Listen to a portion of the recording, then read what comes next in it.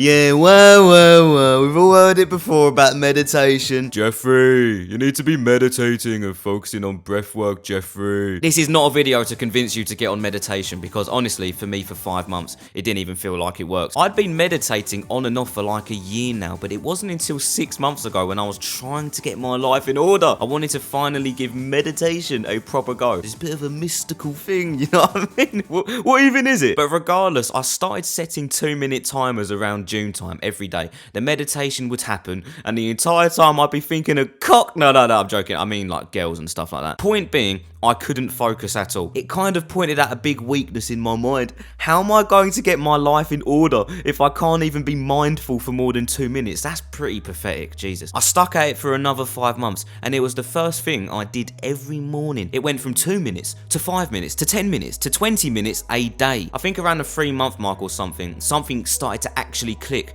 and I could really start focusing on my breath. Oh, it took you long enough. I could actually go through stretches of time when my brain wasn't on my arse. Month 5, I'm meditating 30 minutes a morning, and up until this point, I still honestly didn't fully get it. Hamza says he meditates and it changed his life, so what am I doing wrong? Then one day, a month ago, it clicked. I'm saying that weirdly because meditation isn't like fat loss or semen retention or getting girls' numbers. The feeling or numbers on the board you get with those practices aren't the same with meditation. It feels like the benefits sort of go under the radar. You probably get this yourself. But why does this apply to you? Alright, the young boy watching the video. I'm assuming if you're on this video, then 1, you've been on self-improvement or something like that for some time, and 2, you're still skeptical about meditation as a daily habit like I was. Does it even help?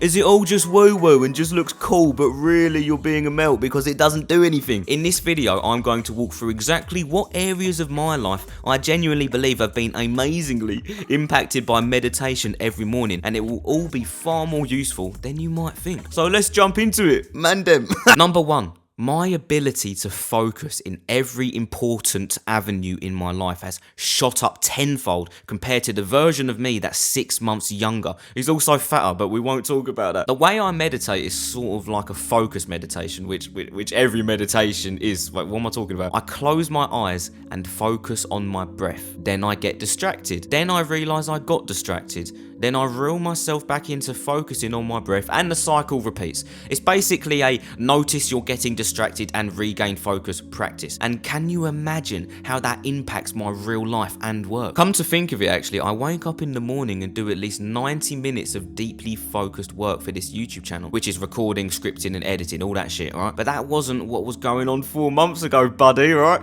I could only do that for 40 minutes a day because my brain would slow down and I wouldn't notice myself getting distracted. You could argue just practicing deep work has improved it, maybe it has. But honestly, these days when I get distracted during work, I do exactly what I do during meditation. I acknowledge I'm distracted, then I gently pull myself back into focusing. The same goes for at the gym, actually. This will sound a little bit autistic, but usually in between sets, I must look like a bit of a psychopath. I freeze like stone and stare directly ahead of whatever I've chosen to stare at. It might be your mum. And I do that for 1 to 2 minutes before I do the next set. If I get distracted, I basically meditate and regain my focus. And the same goes for talking to friends and strangers. My presence has quadrupled over the last 6 months. Let me slow down for a second. What does presence actually mean and why will it improve your life? It means the act of staying in the present rather than daydreaming about the past, future or something on your phone. Basically, what is the cause of like 99% of people's suffering? How many times have you tried talking to someone and it just seems like they haven't got the time for you? Even your friends. It's like they're scared of looking you in the eye.